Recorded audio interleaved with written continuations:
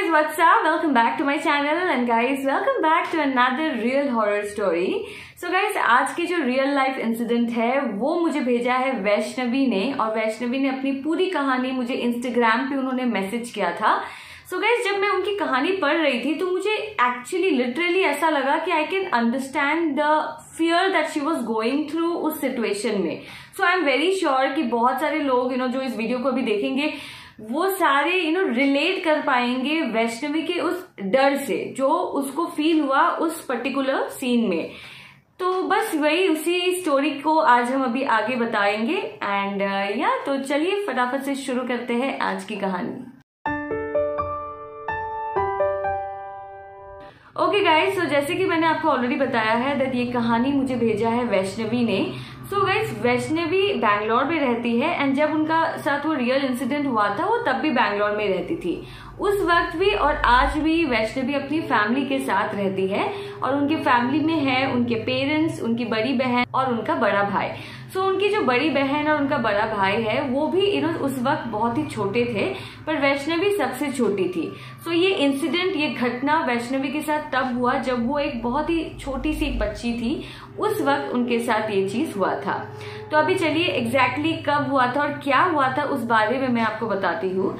सो एक दिन क्या हुआ, जिस अपार्टमेंट में वो लोग रहते थे उस अपार्टमेंट के लिए उसके पेरेंट्स ने डिसाइड किया कि पेस्ट कंट्रोल वालों को बुलाए एंड पूरा घर पे वो ट्रीटमेंट करे. सो आई एम श्योर दैट बहुत लोग को पता है दैट पेस्ट कंट्रोल मतलब क्या होता है, पर फिर भी मैं बता देती हूँ. पेस्ट कंट्रोल वो होता है जब आपके घर में कीड़े मकोड़े हो जाते हैं या फिर कॉकरोचेस या फिर मच्छर, तो वो सारी चीजों को एकदम से अपने घर से भगाने के लिए, घर पूरा पेस्ट फ्री करवाने के लिए पेस्ट कंट्रोल की टीम आती है और वो पूरे घर में जो है स्प्रे मारते हैं. वो सब चीजों का प्रॉपर ट्रीटमेंट होता है.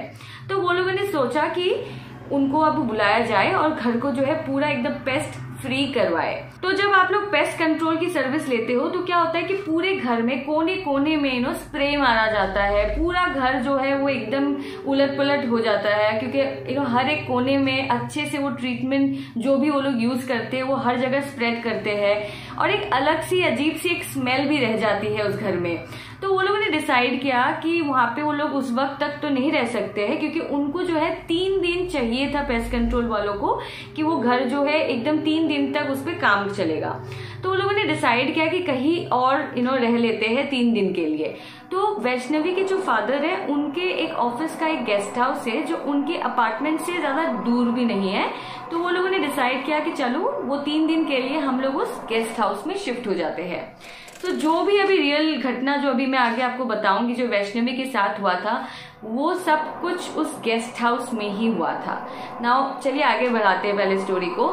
सो क्या हुआ कि वो लोग सारे मिलकर अपने अपने बैग्स लेकर 3 दिन के कपड़े वगैरह लेकर वो आराम से गेस्ट हाउस पहुंचे. फिर जब वो लोग गेस्ट हाउस के लिए कदम रखे, अंदर एंटर हुए, तो उनको ऐसा कोई भी बैड वाइब्स, नेगेटिव एनर्जी जैसी कोई फीलिंग नहीं आई. जैसे मैंने आप लोगों को बहुत सारे मेरे कहानियों पे मैंने आपको बोला है कि जब कोई थोड़ी सी हॉन्टेड प्लेस, थोड़ी सी एक ऐसी जगह में जाते हैं जहाँ कुछ हुआ रहता है, कोई नेगेटिव एनर्जी जैसी फीलिंग आती है, तो वैसा कोई भी बैड वाइब्स वैष्णवी और उनकी फैमिली को नहीं आया.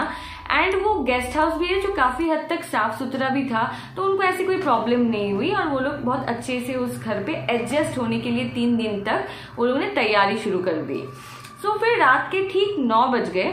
तो 9 बजे सब लोगों ने सोचा कि फटाफट से डिनर कर लेते हैं और अपने अपने कमरे में सोने चले जाते हैं. सो उस गेस्ट हाउस में 4 कमरे थे जिसमें से एक कमरे में वैष्णवी के पेरेंट्स रुकने का उन्होंने डिसाइड किया, सेकंड कमरे में उनका बड़ा भाई और तीसरे कमरे में वैष्णवी अपनी बड़ी बहन के साथ सोएंगी. ये पूरा मतलब डिसाइडेड हुआ. और जो एक कमरा बचा था वो लोगों ने छोड़ दिया. बाकी के जो वर्कर्स वहां पे रहते हैं, गेस्ट हाउस के जो हाउसकीपिंग वाले लोग होते हैं, अगर उनको कुछ यूज करना है तो वो वहां पे रह सकते हैं या बैठ सकते हैं, तो उन्होंने वो कमरा उनके लिए छोड़ दिया. फिर सभी लोग ठीक 9 बजे डिनर के बाद अपने अपने कमरे चले गए सोने के लिए. फिर वैष्णवी अपनी बहन के साथ अपने रूम आई और बेड पे लेटते ही वैष्णवी की जो बड़ी बहन है वो बहुत ज्यादा थक गई थी. ऑब्वियसली मतलब हालांकि कोई इतना ज्यादा बैग बैग्स लेकर नहीं, पर आप उस घर से, अपने घर से जरूरत वाली सारा सामान पैक करके आप एक नए अपार्टमेंट में आते हो, वहां पे आप सेटल होते हो, तो आप इंसान थोड़ा सा थक जाता है। तो वैष्णवी की जो बड़ी बहन है वो भी थक गई थी, टायर्ड फील कर रही थी, और जाते ही बेड पे लेटते ही उनको जो है नींद आ गई और वो एकदम से सो गई। पर वैष्णवी जो है वो काफी छोटी भी थी, उसको थोड़ा सा अजीब सा लग रहा था, नया रूम, नया बेड, नया माहौल, तो थोड़ा सा अजीब लग रहा था। तो सेटल होने में उनको थोड़ा सा ज्यादा टाइम लग रहा था, तो उनको नींद ही नहीं आ रही थी। तो 15-20 मिनट तक वो जगी रही, फिर उसके बाद वो भी उनको भी नींद आ गई। तो उसके बाद गाइस क्या हुआ वैष्णवी के साथ, ये हुआ कि वैष्णवी सो रही थी और अचानक से उनको ऐसा फील हुआ, उनका जो पिलो है, उनका जो तकिया है, वो ऐसा लगा उनको कि कोई जैसे खींच रहा है। तो एक पल के लिए तो वैष्णवी ऑब्वियसली डर गई और उसको लगा कि मतलब ऐसा क्यों हो रहा है, ऐसा कहाँ फंस गया। तो फॉर फ्यू सेकेंड्स वैष्णवी को ये भी लगा कि क्या पता उनकी जो बहन है वो ये कर रही, जो कि इम्पॉसिबल है। वैष्णवी की बहन वैष्णवी के साथ ऐसा नहीं करेगी, वो भी बीच रात में उठ के उसको डराने की कोशिश करे, ऐसा उसकी बहन बिल्कुल नहीं करेगी उसके साथ, इसका वो बहुत श्योर थी। तो उसके बाद वैष्णवी जो है ऑब्वियसली उनको काफी ज्यादा डर लगा, बट वो फिर सो गई। फिर ठीक 2 मिनट बाद फिर से जो है उनका पिलो इस बार फिर से कोई जोर से खींच रहा होता है, और इस बार जो पावर लगाया जा रहा था, इस बार जो प्रेशर था बहुत ज्यादा एग्रेसिव था, मतलब जो एनर्जी लगाया जा रहा था उस पिलो को खींचने के लिए वो बहुत ज्यादा थी। तो एकदम से वैष्णवी इतना ज्यादा डर गई कि वो ऑब्वियसली आंख खोल दी और उन्होंने देखा कि उनका जो पिलो है वो एकदम हवा से जाकर नीचे गिर गया, और वो for a fraction of second, मतलब कुछ सेकंड्स के लिए वो एकदम से खड़ा था वो पिलो जमीन पे, और उसके बाद वो नीचे गिर जाता है। ये देख के वैष्णवी बहुत ज्यादा डर गई। मतलब आप इमेजिन करिए आपको ऐसा चीज दिखे तो आपको कैसा फील होगा। वो डर, यही डर के बारे में मैं बोल रही थी जो मैं फील कर सकती हूँ कि उसको किस तरीके का डर लगा होगा उस वक्त। तो उसके बाद वैष्णवी ने क्या किया, तुरंत अपनी बहन को आवाज लगाई। पहले 1-2 मिनट वो नहीं उठ रही थी, उसके बाद वो उठी, उन्होंने बोला कि मुझे बहुत डर लग रहा है, ऐसा हुआ है। तो उन्होंने बोला कि कुछ नहीं है, तुम सो जाओ। फिर उसके बाद दोनों बहनें फिर से सोने की कोशिश करी, वैष्णवी ने बल्कि सोने की ज्यादा कोशिश करी क्योंकि उनके साथ वो हो रहा तो बहुत डर रही थी, और वो सो गई। बट क्या होता है कि जब आप बहुत डरे हुए रहते हो, अगर आप कोई सपना भी, अब डरावनी एक सपना भी देखते हो, तो भी उसके बाद ना नींद आना बहुत ज्यादा मुश्किल हो जाता है। और स्पेशली अगर आप अपनी खुली आंखों से कुछ चीज देखो तो आप कितनी भी कोशिश कर लो, जब तक आपको बहुत गहरी नींद खुद ब खुद नहीं आ रही हो तो बहुत ज्यादा डिफिकल्ट हो जाता है कि आप सो जाओ ऑटोमेटिकली। तो वही चीज हुआ वैष्णवी के साथ, पर वैष्णवी ने फुल कोशिश करी और उनको कुछ हद तक नींद आ भी गई थी। पर सुबह के 5 बजे ही उनकी आंख खुल गई, क्योंकि उनको जो है कुछ आवाजें सुनाई दे रही थी, मतलब वो हाउस कीपिंग वालों की आवाज सुनाई दे रही थी। तो वो 5 बजे खुल गई। उनको ऐसा फील हुआ कि बाहर जैसे कुछ काम चल रहा है, हाउस कीपिंग वाले उठ गए और कुछ अपनी काम डेली जो शेड्यूल होते हैं वो उन्होंने शुरू कर दिया होगा। तो वैष्णवी उठ गई और वो अपने दरवाजे के पास गई, तो उन्होंने देखा जो वैष्णवी का जो ब्लैंकेट था वो दरवाजे के बाहर था। तो नाउ ये इम्पॉसिबल था, क्योंकि स्ट्रेंज बात ये थी क्योंकि जिस रूम में वैष्णवी और उनकी बड़ी बहन सो रही थी वो रूम बिल्कुल लॉक था। इट वॉज इम्पॉसिबल कि कोई बाहर से अंदर आ सकता है बिफोर वैष्णवी और उसकी बहन दरवाजा को खोले ना। इट वॉज लाइक इम्पॉसिबल, वो लॉक था। तो ये देख के वो बहुत ज्यादा डर गई और उन्होंने फटाफट से अपनी बहन को फिर से जगाया, इस बार अच्छे से, कि उठो और मेरी बात सुनो क्या हुआ।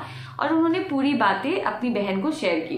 फिर वो दोनों काफी ज्यादा डर गए, मतलब उनकी बड़ी बहन भी बहुत ज्यादा डर गई वैष्णवी के मुंह से ये बातें सुनकर कि ऐसी ऐसी चीजें उसको फील हुई, और उन्होंने ये सारी बातें जाके अपने पेरेंट्स को भी बोली।